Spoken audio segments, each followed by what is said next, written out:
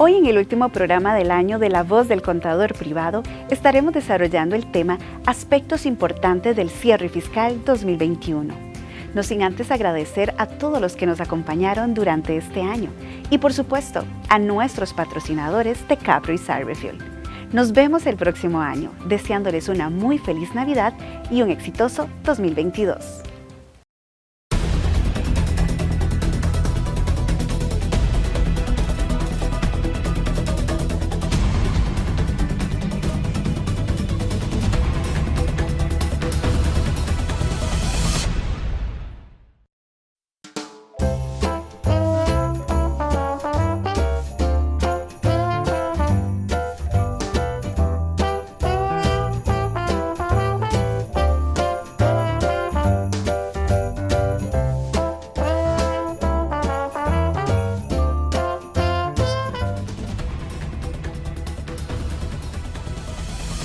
Qué placer estar de nuevo con ustedes en su programa La Voz del Contador Privado, el último del año 2021. Sabemos muy bien que el cierre es muy importante para nosotros. Es por eso que ahorita tenemos a 2 miembros de junta directiva y juntos vamos a abordar 3 aspectos importantes que debemos tomar en cuenta para este cierre fiscal. Por eso, quédese con nosotros.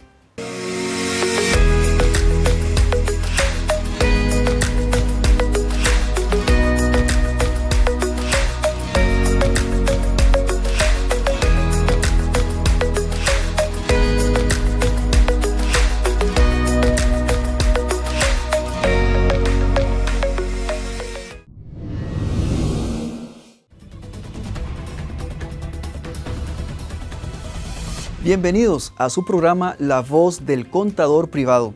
Y aquí estamos de vuelta con el tema de fondo, aspectos y criterios importantes para el cierre fiscal del año 2021. Y aquí estoy muy contento porque estoy con 2 compañeros queridos de Junta Directiva. Me acompaña el señor Juan Carlos Malé, quien es fiscal de la Junta Directiva.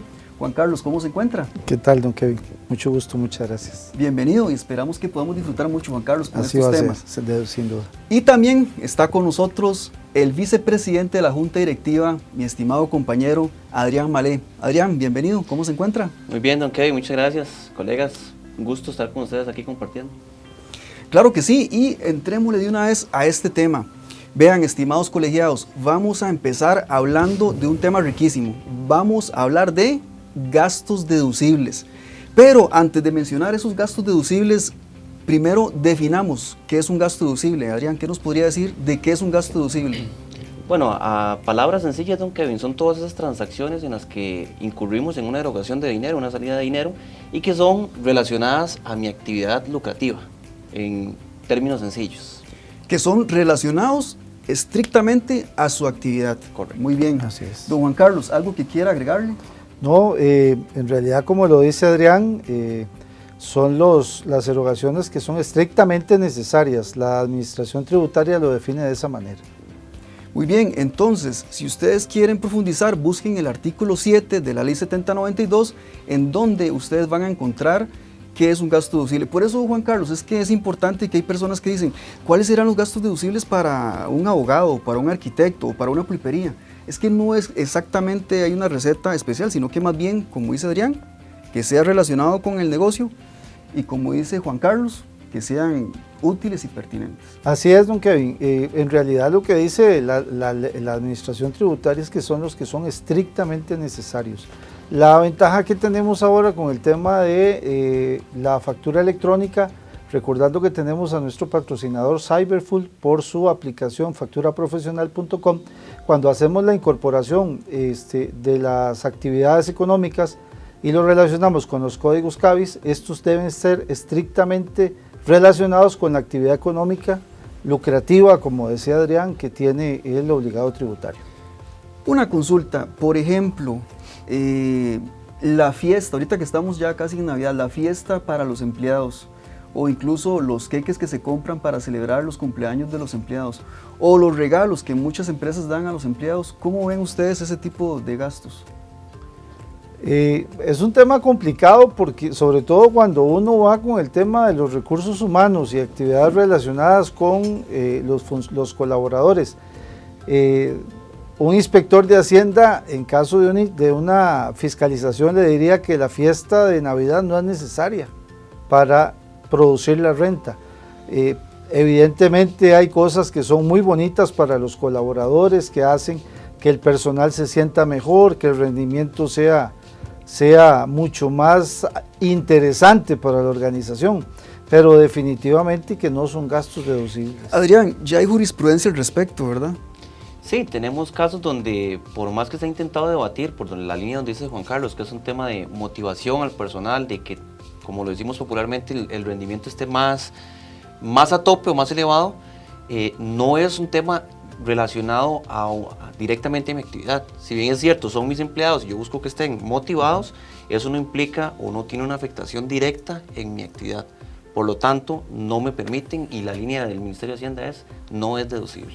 No tiene un efecto en la generación de ingresos, entonces sí. Exacto.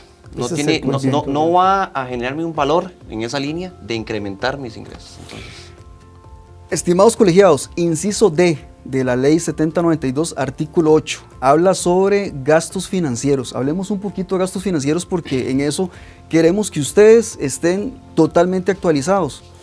Primer punto, don Juan Carlos, a la hora de llenar el D101 en la parte de gastos, donde dice gastos financieros, tenemos colegas que han estado aplicando en esa casilla lo que son, por ejemplo, lo que les cobra el datáfono, lo que les cobra la comisión del banco, lo están poniendo como gastos financieros. ¿Qué observaciones tenemos al respecto? Yo creo que de las cosas que tenemos que comenzar a manejar dentro de todo el tema de aspectos importantes para el cierre fiscal es que los formularios del Ministerio de Hacienda tienen relación entre sí. Cuando usted registra un gasto financiero, automáticamente la visión los lleva a revisar si hay pasivos o no hay pasivos.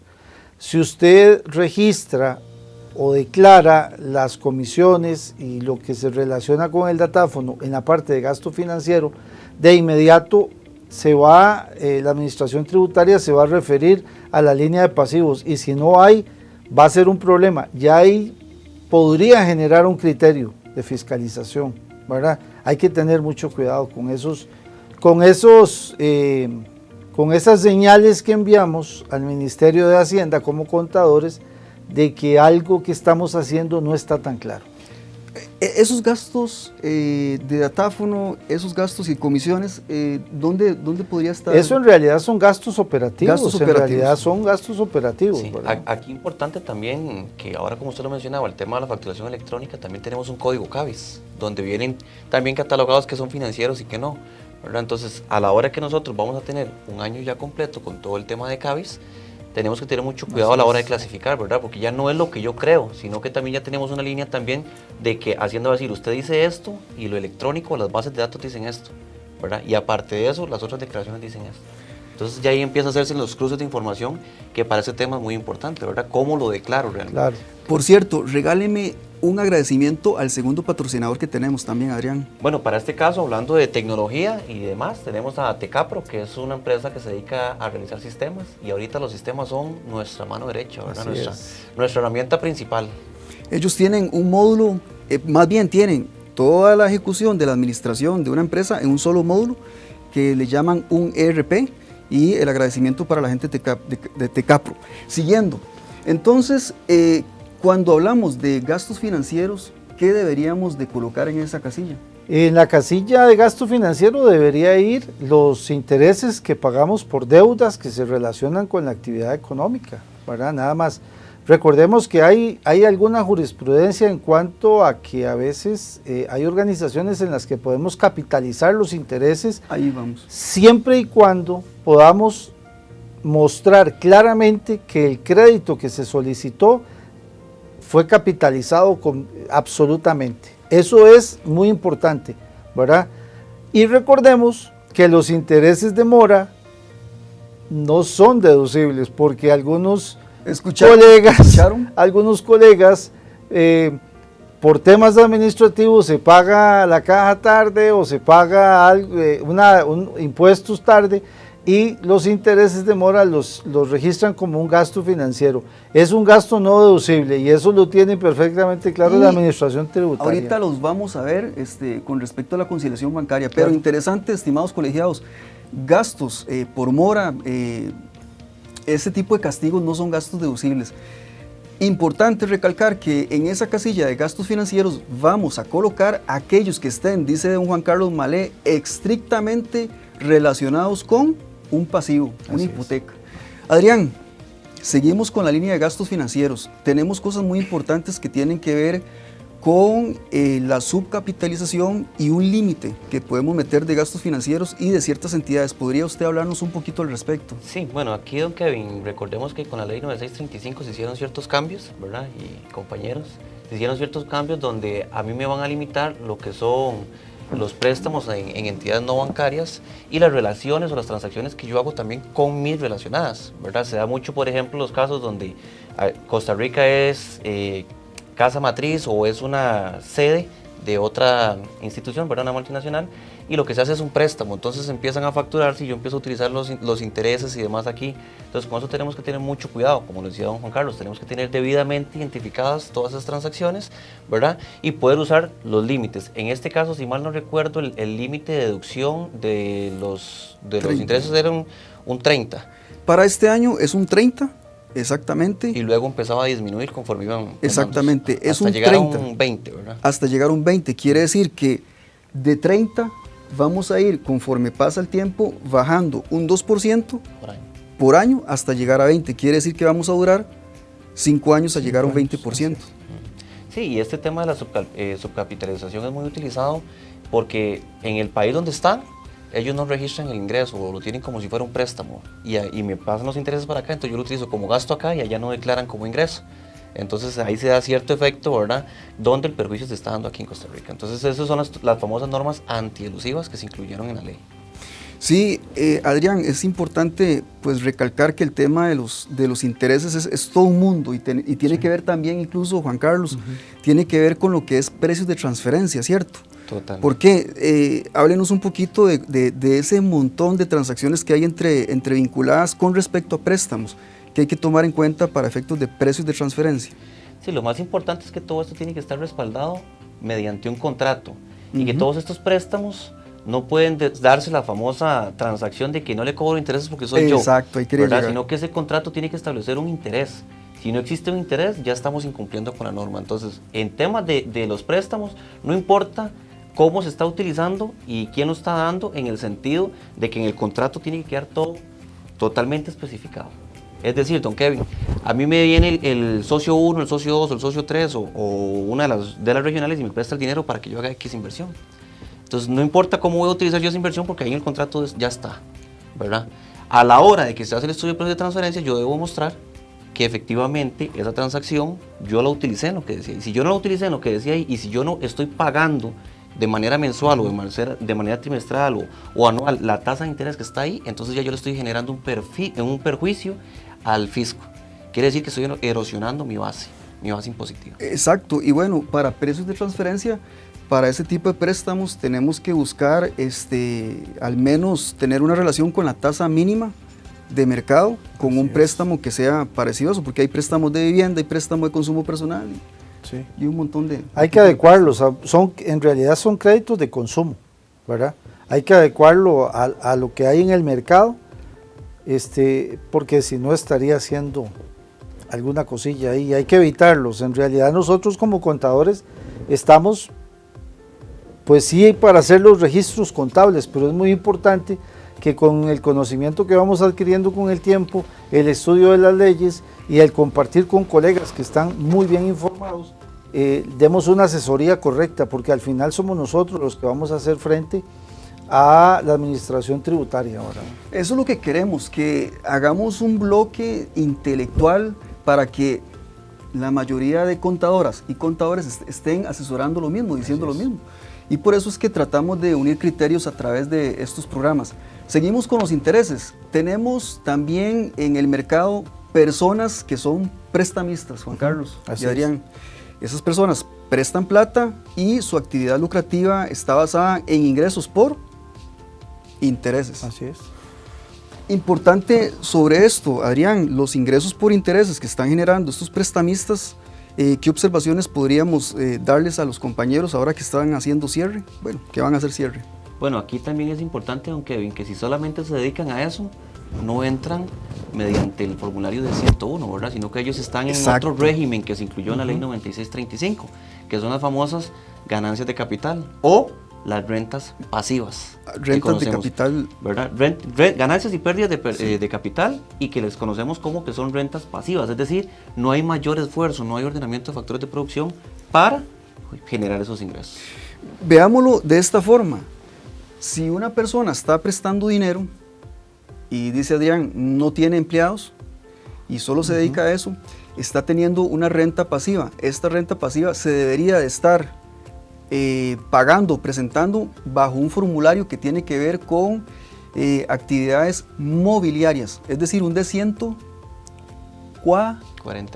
Un D149. Tienen que ser un D149 mensual y por lo tanto no tiene que pensar en el D101 a final de año, ya estaría cumpliendo. Correcto. Parte de las modificaciones que trajo la ley, igual que las rentas de capital inmobiliario, ¿verdad? Que es un régimen muy particular, que tiene cosas especiales, hacer una declaración mensual y de repente ese pago mensual que está haciendo con el formulario 149 sustituye lo que podría pasar en marzo con el cierre de diciembre y el pago del impuesto, ¿verdad? Es parte del cambio y de regímenes diferentes. Ahora bien, vea qué interesante, si esta persona, además de que es prestamista, pues tiene una actividad profesional, habría que ver entonces si ahí sí tiene que ser un D101 para esa actividad profesional. Correcto. Incluso, importante también, sobre los intereses, esta persona si tuviese un empleado, entonces sí podría estar haciendo un D101 único al año. Sí, pero para eso tiene que hacer una solicitud previa a la administración tributaria, donde antes de iniciar el periodo fiscal le va a notificar, vea, yo ahora tengo un empleado, lo cual implica ordenamiento de factores de producción y me quiero pasar al régimen de utilidades. Entonces ahí va a pasar a tributar de manera anual y ya no tiene que estar haciendo la declaración mensual, sino que va a ser una única declaración al año. Y aquí le permite llevar todos esos gastos que lleva, ¿verdad?, como una actividad lucrativa normal. Ingresos menos gastos me da una utilidad, siempre y cuando tengan que ver con mi actividad, ¿verdad? Y sobre eso yo tributaría la escala a la que me corresponde. Bueno, y también ahí podría, como decía Kevin, ahí podría incorporar si tuviera otra actividad económica dentro de la declaración, y habría que analizar si la otra actividad económica está sujeta a la ley del IVA, y entonces habría que hacer, ya aquí entra esta parte de la que hemos comentado, de tener un análisis y dar una asesoría bastante más profunda, ¿verdad? Hacer un análisis real, hacer una planificación financiera, recordando a mi amigo Rolando Durán, que lo dice frecuentemente, sí, claro. Hacer una planificación fiscal y preparar al contribuyente para que las cosas sean realmente ordenadas y correctas. Estimados colegiados, eso es lo que queremos que ustedes tengan muy presente. Nosotros no podemos emitir criterio a la primera, tenemos que hacer un análisis, un diagnóstico, justamente como cuando un doctor ve a un paciente, tiene que analizar todo para poder emitir un diagnóstico. De hecho, ¿qué opinan ustedes sobre la parte de factura electrónica? Porque seguimos hablando de intereses, con respecto a un prestamista, ¿tiene que hacer factura electrónica? ¿Cómo la hace? ¿Qué observaciones tienen al respecto, Adrián? Bueno, lo primero es que recordarles que los intereses no llevan el IVA, ¿verdad?, según lo establecido en el artículo 8, numeral 3. El tema de la factura electrónica, pues sí se hace una factura electrónica, ¿verdad?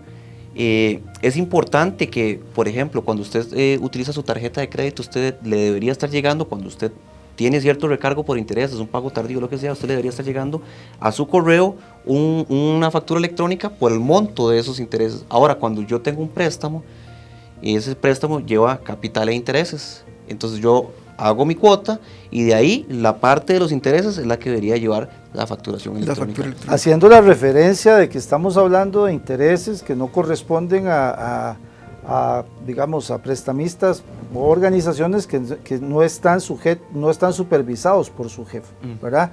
Porque los que estaban supervisados por su jefe, estamos hablando de otro régimen diferente, ¿verdad? Ellos no tienen que darnos factura electrónica.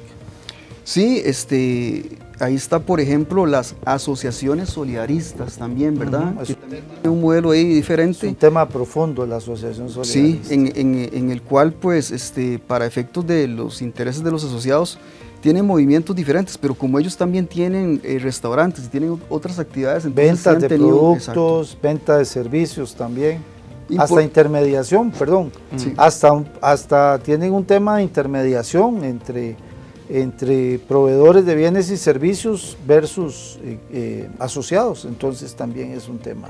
Importante, como dicen mis compañeros, fijarse si ese prestamista al que usted lo está asesorando hace factura electrónica por los intereses, y la amortización podría estarla pues cobrando dentro de la factura electrónica en otros cargos, ¿verdad? Sí, lo correcto en realidad es hacer un recibo por el monto que se recibe y facturarle la parte de los intereses. Ahora bien, hay personas que utilizan la parte de otros cargos, ¿verdad? Para este tipo de cosas, pero lo correcto sería hacer un recibo de dinero, eso sería lo correcto. Seguimos con intereses, según el artículo el inciso D del artículo 8. Vea qué interesante. Tenemos también, Juan Carlos, personas que son civiles comunes, no tienen actividades lucrativas, pero están depositando su dinero, lo están invirtiendo en un fondo de inversión, en donde sea, y ellos están recibiendo intereses. Vieras qué curioso, pero hay gente que les dice que ellos tienen que hacer una declaración. Sin embargo, cuando ellos reciben los intereses ya les retuvieron en la fuente. Correcto. Entonces, ¿consideran ustedes que ellos, que no tienen actividad lucrativa, lo que tienen es una inversión, deberían de hacer alguna declaración? No, en realidad aplica estos intereses que tienen retenciones de renta, retención en la fuente, que es como se llama, es muy parecido, por no decir igual, al tema de las dietas, que tienen ya una retención y pasan a ser ingresos no gravables, ¿verdad? Esa es la realidad. Entonces, si usted tiene los intereses en un CDP, por ejemplo, y a usted le pagan los intereses mensualmente, le retienen el impuesto sobre la renta que corresponde al contrato del certificado de depósito a plazo, usted no tiene que declararlos como un ingreso. En todo caso, si digamos que lo más extenso en relación a eso, si fuera una persona que tiene alguna actividad económica que debe presentar la 101 y quisiera presentarlo en la declaración, lo podría presentar como un ingreso no gravable. Pero ya por un tema de orden, digamos, tal vez aquí lo que aplica es el tema de la bancarización, ¿verdad? Y que una persona física con actividades lucrativas tenga todo incluido en su declaración de impuestos, porque para efectos de crédito puede ser que en algún momento le digan, tráigame la declaración de impuestos, presenta la declaración de impuestos y dice, ay no, pero mire, es que yo tengo unos intereses. Si los incluye como un ingreso no gravable en la declaración 101, con eso le va a poder demostrar al oficial bancario que lo atienda para efectos de crédito que sí tiene ingresos adicionales y tiene que presentar un solo documento. Perfecto. Bueno, aquí, don Kevin, apuntando a esa idea que usted dice de un civil, hay que recordar que nosotros trabajamos bajo un modelo o un esquema de una simplificación tributaria. ¿Qué quiere decir esto?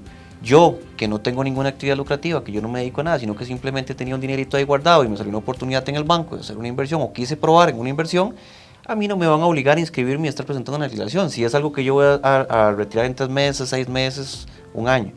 ¿Qué quiere decir esto? Que la percepción del ingreso o la agente de percepción en este caso se convierte en la institución bancaria o por trasladándolo a otra forma de verlo, esa persona o esa institución va a ser el encargado de que a la hora que me va a pagar mi ganancia, mis intereses, me tiene que hacer la retención y pasárselo a Hacienda, porque él sí todos los meses está en su esquema de presentar declaraciones, yo como civil no.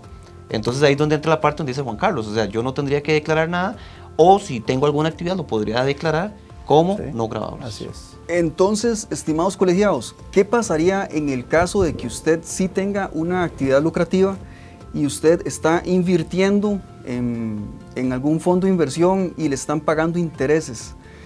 Tenemos una tesis interesante en la cual podría ser una de dos, que usted sus intereses los ponga, como dice Juan Carlos, que todo requiere un análisis, ¿verdad? Claro, tiene razón. Cada caso es particular. Cada caso es particular y usted lo pone simplemente como ingresos no gravables. Eso es lo que siempre se ha hecho. Pero resulta que por allí hay otra tesis que anda que, dependiendo de la situación, usted más bien podría incluso registrar este pago o esta retención que ya le hicieron como un crédito pago a cuenta. Entonces lo registro en un activo, como un adelanto de impuesto de renta. Entonces este monto monetario lo voy a rebajar del impuesto neto a pagar porque ya hice un pago. Entonces eso es lo que por ahí anda una tesis. No sé si ha escuchado hablar de eso, don Adrián. Sí, lo hemos escuchado, ¿verdad? La ley lo que dice es que se puede utilizar como un pago a cuenta cuando yo tengo que globalizar impuestos, cuando yo hago una integración de rentas. Entonces en este caso yo sí lo traigo, lo pongo ahí y lo utilizo. Lo que pasa es que normalmente en estos casos la mayoría son de personas que no tienen una actividad lucrativa o que no hacen una integración de renta, entonces se convierten en una retención única y definitiva. Entonces simple y sencillamente se quedó ahí con la retención y el pago que se Bueno, hizo. pero podríamos hablar tal vez, el ejemplo que podríamos usar para esto es la persona que tiene un vehículo, lo vende, va a comprar o va a mandar a traer un vehículo, Ajá. entonces coge los 5, 8, 10 millones del dinero que vendió el vehículo y lo invierte mientras decide qué hacer. Si es un asalariado, no pasa nada. No es un ingreso gravable, no tiene que declarar, en realidad no pasa nada porque es un asalariado. Pero ¿qué pasa si esa persona que vendió su carro y demás tiene una actividad económica y parte de su actividad económica la desarrolla con el vehículo? Exacto. Ya es un análisis completamente Sí. diferente, porque ahí sí podríamos decir que sí podríamos integrarlo, registrar el dinero como un activo y la retención como un pago a cuenta, pero Exacto. es un análisis particular. Son particulares porque la ley también establece en el artículo 3, si mal no recuerdo, los elementos patrimoniales afectos, Claro. que es exactamente lo que usted dice. O sea, Exacto. tengo un activo que me está generando mis ingresos en mi actividad lucrativa y pasa algo particular o algo en específico con ese activo, entonces ya ahí tenemos que hacer un análisis diferente. Así es. Lo que pasa, colegiados, estimados compañeros, es que ustedes tienen que tomar en cuenta, vea lo que están diciendo mis compañeros, sobre la operativa del negocio. Es decir, si este dinero que yo estoy invirtiendo es parte de mi operación, yo podría tomar dos caminos. Ahí se las dejamos a ustedes. Es decir, que por ejemplo, si usted el dinero que está invirtiendo es un dinero que usted tiene ocioso hace 2 años o hace año y medio, y ese dinero usted no lo ha utilizado en este periodo fiscal, pues evidentemente es un dinero que en este momento no es parte de su operación. Pero si es un dinero que usted invierte a 6 meses y lo tiene que sacar porque tiene que pagar aguinaldos o hacer compras de materia prima, pues evidentemente Así sí es. tendríamos un dinero que es parte de la operación. Pero bueno, vamos saliendo entonces. Solo de- intereses nos ha Sí. llevado casi Sí, media hora. vea qué rico, ¿verdad? Casi. Nos podríamos meter en dos aspectos más, que fue lo que incluyó Sí, claro la que ley sí. en los nuevos gastos deducibles, que tenemos las pérdidas de periodos anteriores y las donaciones, que fueron parte de los gastos, Sí, sí. ¿verdad?, que se metieron. Podríamos hablar así muy rápidamente del tema de las donaciones, que la ley nos permite deducir hasta un 20% de las ganancias, ¿verdad?, antes de las amortizaciones y demás. Esto es algo relativamente interesante, ¿verdad? Porque antes agarrábamos las donaciones y lo primero que preguntábamos es una entidad que está autorizada por el Ministerio de Hacienda para el tema de las donaciones. Bueno, sí tenemos que tener por parte de esas instituciones a las que les damos ese servicio el recibo, porque recordemos que ellos no nos van a dar factura. Correcto. Y esto lo podemos revisar en la página de Hacienda. Recuerde que en la página del Ministerio de Hacienda está la lista de las instituciones autorizadas para recibir donaciones. Yo aquí voy a hacer un comentario, porque me pasó recientemente, digo recientemente 2 años, una organización que tenía que pagar 12 millones de colones de impuestos y entonces se le acercó a alguien y le dijo, démelo a mí, a la organización mía, mire que si me lo da no va a pagar impuesto y tal. Eso yo no estaba presente al inicio de la conversación, yo me incorporé un poco después. Y entonces yo les dije, perdón, significa que esos 12 millones de donaciones lo podemos pasar como un gasto deducible, porque se alcanzaba el porcentaje. Tuvimos una discusión ahí, un enfrentamiento interesante, porque de repente es una persona acostumbrada a dirigir una organización sin fines de lucro, con el dueño que está interesado en no dárselo a Hacienda, sino dárselo a la organización para ayudar, y el contador que les está diciendo qué hacer. En realidad ese tipo, a veces hay esta discusión, digamos, y esta confusión. Cuando usted hace una donación, salvo que usted saque el permiso necesario que solo lo puede hacer una vez en toda la vida de la organización, que es, en vez de darle el dinero al Ministerio de Hacienda, dárselo a una organización como Teletón, como ahora que estamos de moda con Teletón, o con 90 minutos por la vida, o los hogares de ancianos, o los albergues de niños. Usted lo puede hacer, pero una vez nada más en toda la vida de la organización. Pero en lo normal, cuando usted hace una donación, es un gasto deducible siempre y cuando cumpla con los criterios. Pero como gasto, sí, no directamente a rebajar del impuesto. Exacto. Aquí es interesante, una vez, don Juan Carlos, yo estuve con un cliente, ¿verdad?, que me decía que él quería hacer una donación para un niño que necesitaba una operación. Entonces lo primero que yo dije es que usted no puede sacar la plata de su bolsa y entregársela así porque así. Sí. Tiene que haber algún mecanismo, tiene que ser una institución autorizada y demás. Y me causó gracia porque como a los 40 minutos me puso un mensaje: ya conseguí una institución de las que están en la lista que me va a hacer el favor de recibirme el dinero para dárselo a él, me va a dar el recibo. Okay. Entonces me dio risa porque yo le dije que no, y a los 40 minutos me trajo la solución, ¿verdad? Entonces siempre hay que tener ese tipo de cuidado. No es que no se pueden hacer donaciones, simplemente hay que verificar que el proceso se haya hecho de la manera correcta. Así es, parte del análisis, ¿verdad? Sobre este análisis de donaciones, importante lo que extraemos de los compañeros. Ustedes sí pueden donar, y pueden donar a quien quiera, nada más que no necesariamente va a ser un gasto deducible. Si está en la lista que está en la página de la Dirección de Tributación, si está en esa lista, entonces sí va a ser un gasto deducible. Si no está en la lista, es un gasto de la empresa, sí, pero no es deducible. Y lo otro importante es que solamente sería deducible, aunque esté en la lista, un 10% de la utilidad neta sin contar esta donación. Así es. Ese es el criterio que debe cumplir. Los dos, ¿verdad? Los dos. Muy bien. ¿Quedamos con donaciones? Sí, quedamos con donaciones. Quedamos con donaciones. Podríamos durar otros 40 minutos, pero sigamos. Vamos a entrar entonces en este momento al inciso N, que tiene que ver con lo que es la pérdida diferida, que está en el artículo 8. La pérdida diferida es algo muy... El inciso G. El inciso G. El N es el del 25%. El S. El S. Perdón, gracias Adrián por la corrección. Es el inciso G el que tiene que ver con las pérdidas diferidas. Es que Adrián lo tiene fresquito porque estuvimos viendo una charla sobre eso hace poco. Y bueno, lo de las pérdidas diferidas es algo, digamos que novedoso, porque ya nos amplían el concepto. Antes era nada más para empresas agrícolas. Correcto. 5 años, industriales 3 años, pero ahora lo abren y lo dejan 5 años para agrícolas y todos los demás. Muy oportuno por la pandemia, ¿verdad? ¿Verdad que muy oportuno por la pandemia. Casualmente, el primer año que se podía registrar para los que ya eran contribuyentes cuando se hizo la transición de la ley, ¿verdad?, el periodo de 15 meses, es el 2020, que es donde nos entra la pandemia. Entonces, sí, como anillo al dedo. Muy oportuno, muy oportuno. Puntos importantes, Adrián, para arrastrar una pérdida. ¿Cuánto tiempo se puede arrastrar? Bueno, la ley lo que nos dice es que debemos aprovecharla en los 3 periodos siguientes, ¿verdad?, para las empresas comerciales o normales, a los 3 periodos siguientes al que se dio la pérdida. Es decir, si el primer año era 2020, yo tuve pérdida en 2020, tengo 2021, 2022 y 2023 para aprovecharlo. Y no quiere decir que tengo que hacerlo dividido en esos 3 periodos de manera igual, ¿verdad?, sino que la ley me dice y podrá utilizarlo a su favor durante esos 3 periodos. Es decir, si el primer año o el año que yo tuve la pérdida fue el 2020 y el 2021 tuve una utilidad, ahí puedo llegar y utilizar esa pérdida, o una parte por lo menos, y otra parte en el 2022 y otra en el 2023. Dependiendo de la recuperación. Exacto, dependiendo cuánto necesite yo, ¿verdad? La idea de estas pérdidas por lo general es que se vaya a utilizar en el sentido de que bajo el impuesto cero, porque si necesito más gasto, meto todo el gasto que pueda en ese periodo para dejarlo en cero y recuperar esa pérdida lo más rápido posible. Un comentario importante con relación a los gastos a nombre de Tecapro, patrocinador de nuestros programas y organización que tiene en cuenta ahí un súper sistema que puede ayudar a todas las organizaciones.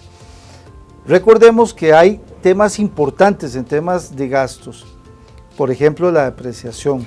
Pero no hemos terminado con la pérdida. No, pero es que Adrián acaba de mencionar meter todos los gastos, que es muy importante. Perdón, Juan Carlos. La depreciación se debe registrar todos los años, porque los activos que usted no deprecie un año por conveniencia, no los puede volver a depreciar. Los perdió, le perdió el gasto. Entonces, referido al tema que está, correcto, O sea, no es un tema de que, ay, lo voy a depreciar porque me conviene, ay, este año no lo voy a depreciar porque no me conviene. No, olvídense de eso. Eso no es un tema de decisión Ese está interesante para ahorita que tocamos NIC 12 y conciliación. Correcto. Esa es una de las mañas que existen. Correcto, pero aprovechando el tema de que debemos registrar al final nosotros somos los obligados a hacer los registros contables como se debe, ¿verdad? Y hacer los análisis y dar la asesoría como se debe. Después vemos.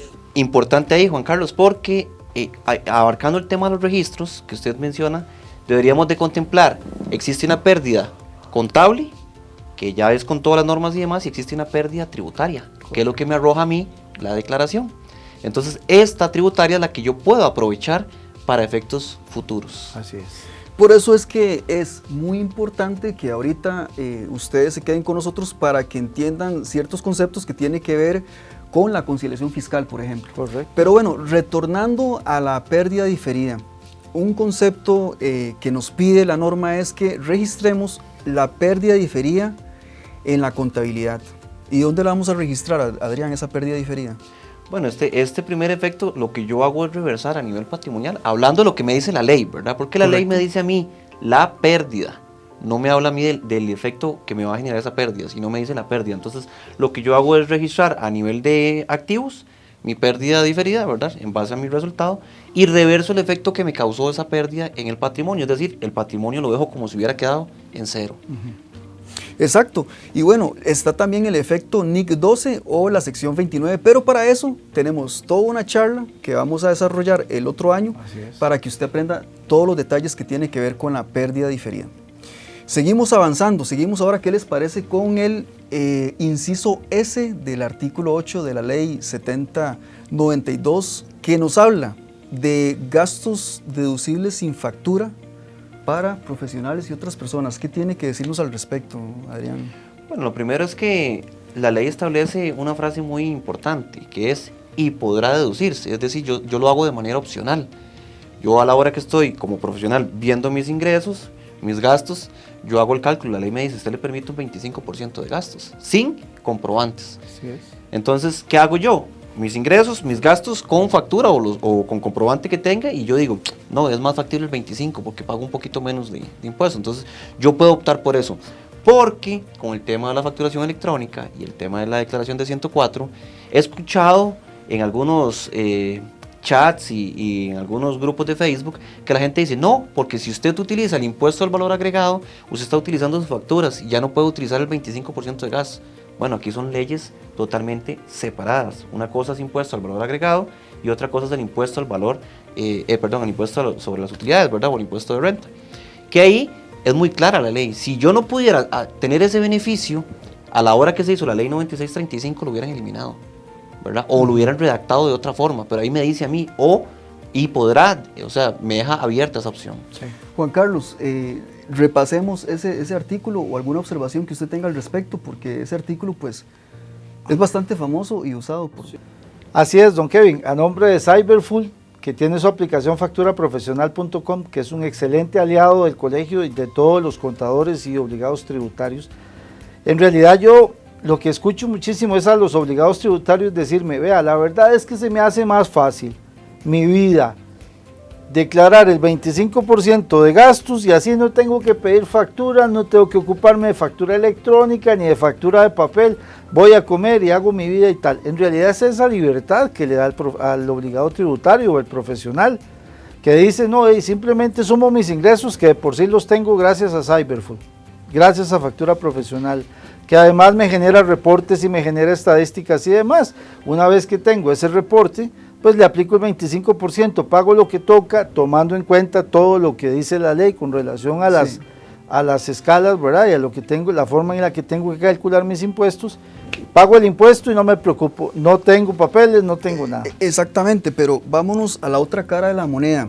Si eso sucede, lo cual pues quedó muy bien explicado, eso sí, hacerle saber a esta persona que estaría pagando impuestos sobre un 75% de ganancia. Correcto. Y importante, don Kevin, que el mismo inciso establece quiénes son los que pueden utilizar también este 25%, ¿verdad? Porque de una manera errónea se ha empezado a utilizar, o se ha utilizado desde hace mucho tiempo, el que le aplico el 25 a todos. ¿Y quiénes son? Y recuerdo profesionales, Servicios profesionales, técnicos, comisionistas, vendedores de seguros y agentes vendedores de seguros y comisionistas en general. Exacto. Pero Adrián, ¿qué le parece a usted esto? Vea, resulta que hay gente que no está en esta categoría, pero que igual mete el 25% de gastos sin factura. Yo siento que tributación nunca se ha enojado, ¿sabe por qué? Porque tributación dice, gracias, me está pagando impuestos sobre un 75% de ganancia y casi nadie hace eso. Exacto. Así es. Porque hay muchos gastos, ¿cierto? Exacto. Hacienda, en realidad, viéndolo desde ese punto de vista, no tiene ningún interés en que rectifiquen las declaraciones de impuestos y paguen menos y queden con saldos a favor. Ahora, realmente, además, hasta para Hacienda es más fácil, menos que fiscalizar. La verdad, la facturación la tienen, ¿verdad? Porque volvemos al tema de Cyberfull, de facturaprofesional.com, y tienen el reporte y ya no pasa nada. Entonces el ingreso está listo. Toda la trazabilidad electrónica. Todo. Y ven que es el 25%, listo, no tengo que fiscalizarlo porque nos está pagando más. Exactamente. Gracias, pero no gracias. ¿Para qué lo voy a revisar? Y ahora, bueno, porque ya tenemos que ir avanzando, tenemos una parte importante que tiene que ver con el margen de utilidad o el tipo de pago de impuestos que se hace. Importante llamar la atención el artículo 11 del reglamento de la ley que habla sobre la proporcionalidad en el impuesto de renta. Y para eso tal vez Adrián nos va a explicar un poquito aquello que estábamos hablando sobre el 70%. Entonces, si esto es así, la parte de la relación de ingresos y gastos, don Adrián. Básicamente, don Kevin, esto es que si tengo el 100% de mis ingresos grabados, entonces yo podría utilizar el 100% de mis gastos que sean considerados como deducibles, ¿verdad? Pero, por ejemplo, si yo tengo transacciones en Costa Rica y tengo transacciones fuera de Costa Rica, por decirle alguna relación, 70% en Costa Rica y 30% fuera de Costa Rica. Es decir, el 70% de mis ingresos van a ser grabados con el impuesto sobre la renta aquí en Costa Rica. Quiere decir que el 70% de mis gastos serían los que yo podría utilizar. O bien, a menos de que yo tenga bien identificados todos mis gastos, ¿verdad? De lo que yo incurro en el exterior, entonces en ese caso yo sí podría utilizar todos esos gastos que yo tengo identificados a lo que pertenece a Costa Rica. Esta relación la aplicaría más que todo cuando no puedo hacer esa identificación o cuando no lo tengo 100% relacionado. Ahora, o se comparten los gastos. ¿Con qué herramienta podrías hacer ese detalle tan importante? Bueno, para eso tenemos los sistemas de Tecapro que nos permite llevar una contabilidad de costos, ¿verdad? Por centros de costos, y ahí yo voy haciendo mi relación en base a mis ingresos y mis gastos. Juan Carlos, ¿quiere decir que si, por ejemplo, a mí me contratan para dar un servicio en el extranjero y como ahorita estamos hablando pues de ingresos grabables, yo doy la factura y todo el asunto, di el servicio totalmente afuera, entonces ese ingreso yo lo registro como ingreso no grabable porque fue extraterritorial? Pero entonces, todos los gastos que estuvieron relacionados con ese ingreso, entonces también serían gastos no deducibles. Otra vez volvemos a lo que hablamos al principio de que tenemos que hacer un análisis particular de cada caso. Típico, el abogado que va a Estados Unidos a traer una firma, a recoger la firma de una escritura, de un contrato, y tiene que venir a Costa Rica y tiene que inscribir esa escritura. ¿Cuál es el requisito para poder ir a Estados Unidos a traer esa firma? La visa. No, ser abogado en Costa Rica. Entonces ya estamos hablando de algo que no es totalmente extraterritorial. Es un servicio nacional donde él tiene la necesidad de hacer un viaje y regresar. Eso no es un servicio extraterritorial. Porque si no fuera abogado en Costa Rica no podría ir, porque puede ir a traer la firma, digamos, como un emisario, pero no puede venir a escribirlo. Entonces, no hay que confundir ese tipo de cosas. Diferente es que a nosotros, para poner otro caso, que a don Kevin le digan, vea, necesito que venga a México a hacer un análisis, y a entregar un resultado acá. ¿Y cuál es el requisito? Nada, que es que lo conocemos, tenemos referencias suyas y necesito que venga. En ese caso, ahí sí hablamos de un servicio extraterritorial y efectivamente usted puede facturar, está exento, pero efectivamente todos los gastos relacionados con ese viaje y con esa estadía por allá, si es que no negoció los viáticos, ¿verdad? Y ese tipo de cosas, pues sí serían exentos, serían no gravables, porque es estrictamente necesario para eso. Pero habría que hacer la diferencia, tenemos que tener cuidado con ese tipo de... Porque somos aquí muy dados a que le obligan, no, pero es que mira, yo fui a Estados Unidos o fui a Europa a traer tal... Sí, pero usted fue a traer una firma, ¿y cuál es el requisito? Sí, al final de cuentas, como usted lo dice en ese caso, el servicio siempre terminó dando en Costa Rica. Tuvo que salir por un requisito, nada más, pero el servicio lo dio en Costa Rica. En cambio, en el otro caso que usted exponía con Kevin viaja, el servicio se da allá, entrega se el da informe afuera, allá. Y todo lo hace afuera. Y cuando regresa aquí ya no tiene nada que hacer aquí en Costa Rica. Entonces ese sí, para que quede un poquito eso más... sí es más exacto, pero extraterritorial. estimados colegas, vean ustedes qué análisis más ricos estamos teniendo. Y si tenemos que expandir este programa para un segundo programa, por favor, apúntenos ahí su sugerencia en el comentario, porque lamentablemente no nos está alcanzando. Entonces, más bien, hablar un poquito rápidamente aspectos y criterios importantes para el cierre fiscal que tengan que ver con los cuidados de los que están haciendo prorata, Adrián. Sí, básicamente cuando se calcula la proporcionalidad, don Kevin, recordar que el cálculo final va a ser de enero a diciembre. Y yo debo dejar registrado ese efecto en el mes de diciembre. Aunque yo presente en enero la declaración y yo liquide monetariamente en enero, el efecto debe quedar registrado en el periodo de diciembre. ¿Por qué? Porque si no, no lo estoy aprovechando en este periodo. Lo estaría metiendo en otro periodo. Y técnicamente hablando, no sería, digámosle, aplicable como un gasto deducible. ¿Por qué? Porque viene en relación a lo que habló Juan Carlos ahora de la depreciación. O sea, yo lo tenía que aprovechar en el periodo que se dio. Yo no puedo aprovechar un periodo posterior. Entonces, ese registro que al final yo voy a sacar como un costo o gasto, porque la ley me permite a mí meter todo el crédito que no puedo utilizar como un costo o gasto, debe quedar registrado en el periodo... Siempre y cuando tenga que ver con... Correcto. Sí, entonces los créditos que se van a prorratear serían los que tienen que ver con la actividad, ¿verdad? Exacto. Adrián, muchas gracias por ese comentario tan expedito. Y bueno, ahora estamos aquí con el rey de la NIC 12, ¿verdad? Y la conciliación fiscal.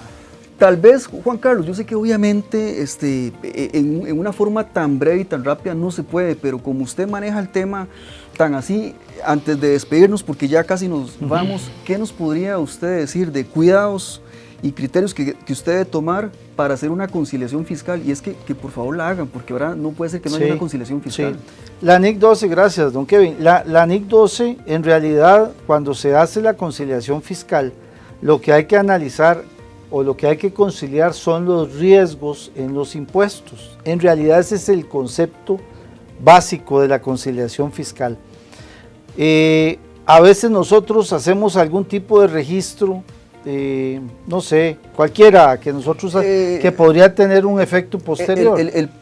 Posterior, bueno, ¿Sí? No sé, le iba a mencionar el pago del impuesto a las personas jurídicas, que no es deducible. Bueno, vamos a ver, digamos que lo hacemos y lo registramos como un gasto deducible. Está bien, aplica el ejemplo. Pero entonces nosotros en la conciliación fiscal debemos levantar el riesgo que corremos de que nos puedan fiscalizar y decirnos que ese gasto no es un gasto deducible. ¿Para quién es la conciliación fiscal? Para la junta directiva, para el dueño de la organización, para los asociados, para quienes corresponda como la máxima autoridad en la organización. Entonces yo debo decirle, vea, pagamos 100,000 colones de impuesto a las personas jurídicas, yo lo registré como un ingreso gravable, la tasa de impuesto fue el 30% que rebajamos, entonces puede ser que si Hacienda nos viene a revisar, nos cobre esto. Ese es el efecto que hay que registrar, porque eso es a favor de Hacienda, pero podría ser en contra.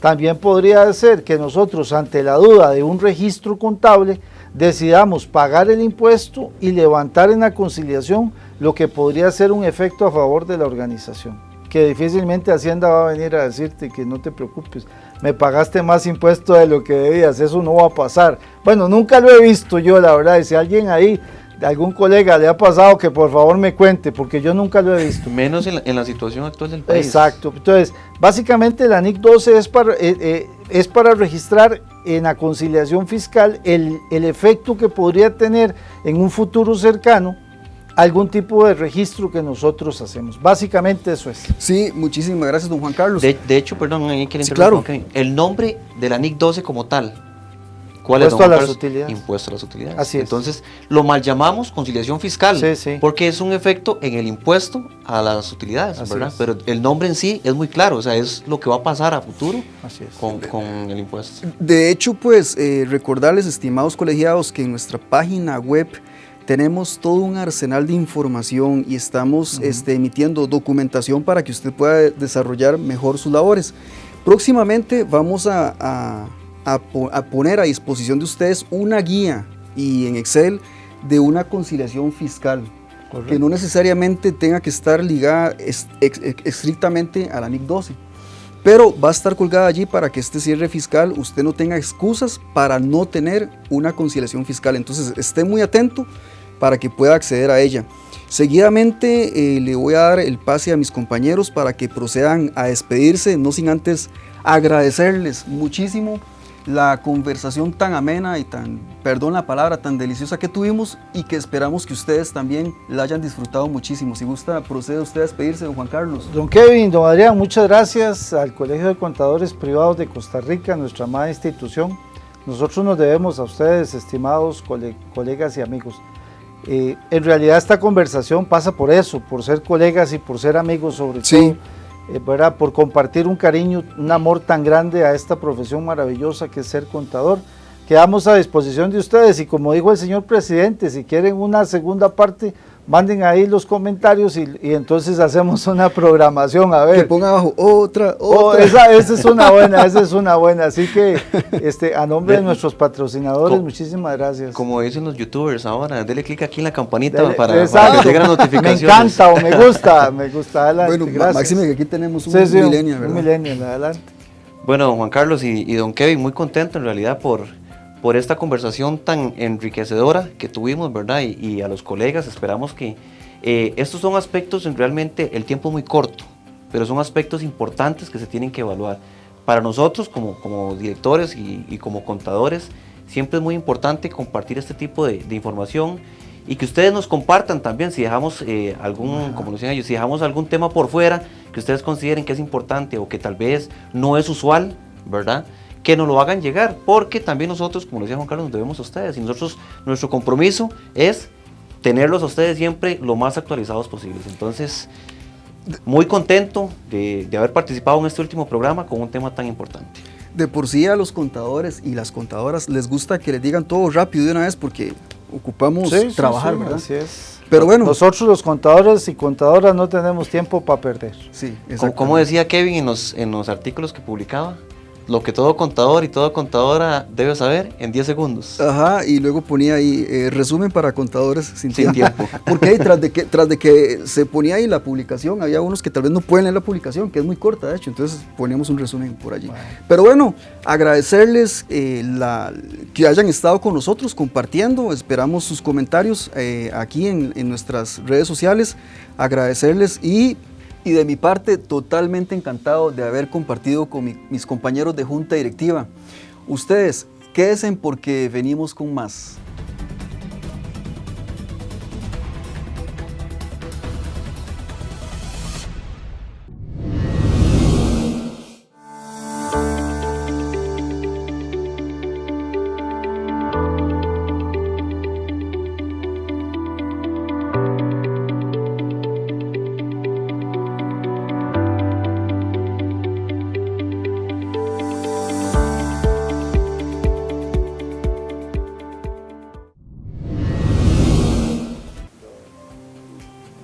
Bueno, es así como estamos terminando el año 2021 con el último programa de La Voz del Contador Privado. Y es muy importante para nosotros agradecerles a todos los expositores que nos acompañaron durante este año y compartieron su conocimiento con todos nosotros. También agradecerle al cuerpo administrativo de nuestra amada institución, así como al personal técnico que hace que estos programas sean todo un éxito. Y a ustedes, estimados colegiados y amigos que se conectan, también agradecerles los comentarios que nos dejan, los correos que nos han enviado. Esperamos que también el otro año nos acompañe y que no se me olvide agradecerle a nuestros consejos regionales que también han sido parte de nosotros. Así es, don Kevin, don Juan Carlos y amigos. Nuestro compromiso para este 2022, al igual que el 2021, es de seguir trayéndoles muchos temas de interés y de mucho provecho para todos ustedes, nuestros agremiados. Colegas y amigos, felices fiestas 2021, que tengan un fabuloso año 2022 y que tengan un fabuloso cierre fiscal. Nos vemos pronto. Gracias.